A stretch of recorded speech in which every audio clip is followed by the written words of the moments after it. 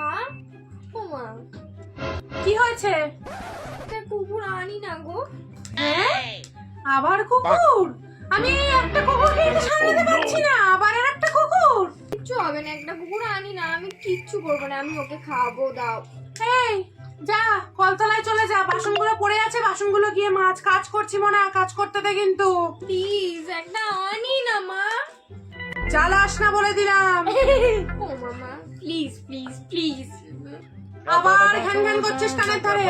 এই জামা কাপড়গুলো কেচে এনেছি, ভাঁজ কর তাড়াতাড়ি, যা।